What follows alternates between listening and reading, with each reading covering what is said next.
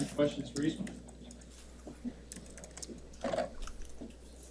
Ethan, just as a competitor, I'm sure you see like the spread or something, it's 29 points for a game like this, but how do you view that as a competitor, going into a game like this? Any different? No, you just, at the end of the day, it's Michigan, but it's just guys out there, and they have the same weaknesses like anybody else, and we just got to be able to exploit those, and we just got to play it like any other game. When you start looking at stuff like that, it gets in your head. You got to take that outside noise and just shut it off. So.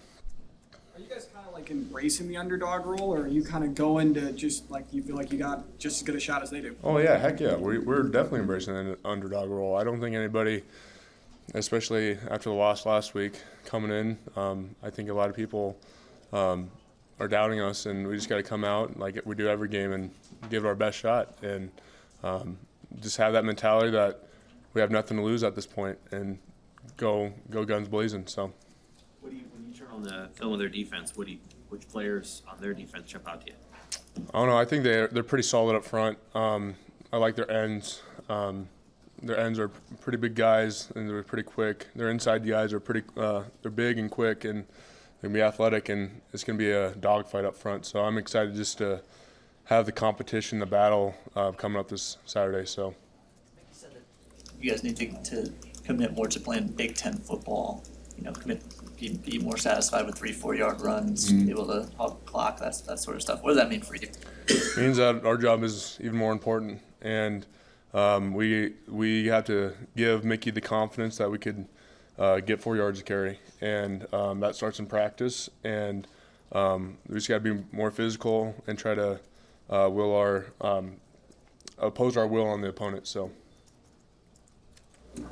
Anthony Grant said after the game Saturday that there's rhythm to run the ball. Like if he gets more carries, he feels like he gets points. Does that work for offensive linemen too? If you guys get more opportunities? Yeah, for sure. I think football is a momentum rhythm game, and once you start, you could even watching the game, you could tell when the offense is kind of grooving and flowing. And Coach Whipple, I think he does a great job at doing his job, but just communicating with him, just what we are feeling on the field, and what he wants, like what plays he's calling. I think that I could do a better job of us communicating with him and getting that connection built. So how could you improve that? Just coming off the sideline and say, hey coach, I think whatever this play is working right now, let's call it more, and just build that relationship. So Ethan, I know you're not naming starting quarterbacks or anything, but how do you kind of come alongside those guys when they don't know day to day kind of what their role is going to be, just to support them, as people too? Here at Nebraska, like if you're 1, 2, 3 deep, like you're expecting to play, and like it's not like should be a surprise that you're named the starter here. And so like I know like even me when I wasn't playing at the beginning of the year, I treated every day like it was my starting. So when it was my time to come up and my name was called, I was ready. And I think the quarterbacks have the same approach of they don't know. Like I don't know. I'm not a QB's coach. I don't focus on that. But they coming into practice knowing that their number is going to be called at any time. They need to be ready. So I think they're doing a good job at just preparing themselves for the game this Saturday. So, just from your perspective, how tough is the knowing or the not knowing, just generally? The thing is like here at practice we have multiple quarterbacks behind us at any given time. So like just that's why you build relationships outside of football is like once you have that communication, and it's like I said, it's kind of the feel. You feel it, and it doesn't matter who's in. It's just you got to know who's in and then just adjust. So How about you as an individual? I don't know if you've been in that position before where you might play on Saturday, you might not play on Saturday. What's the key to preparing for that? just preparing like you're going to play. Just visualize that you're going to go out there and kick some butt out there on the field, and be loose and don't be uptight. Don't think that like if you screw up a play, that's the end of the world for you. Just go out there and play your game. So At that time when you were a backup, was that pretty useful to you? I mean, do you feel more comfortable the second time? You're kind of your second go around as a starter. What's changed for you think?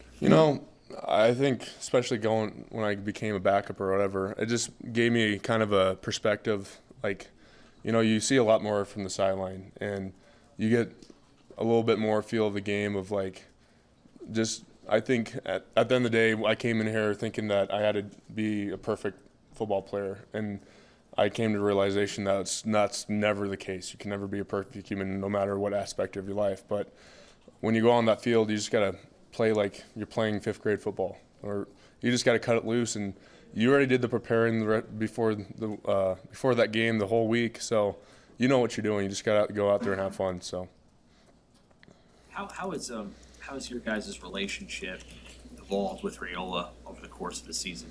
Before the season, there was a lot of emphasis on there's a new blocking style.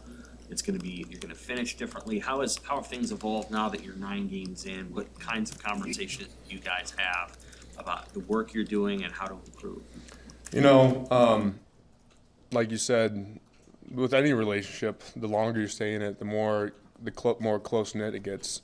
And I think especially, I think every game we're stacking a little bit better. We're getting a little bit better. We're getting to the expectation or the standard we set for ourselves every game. But yeah, he at this point we know the system he's trying to operate in, and we just make small adjustments all the time. It's not no big major, hey, you're doing this completely wrong. It's just, hey, you just need to do this a little bit better. And then the small adjustments get us to where we want to go. So What is the emphasis point?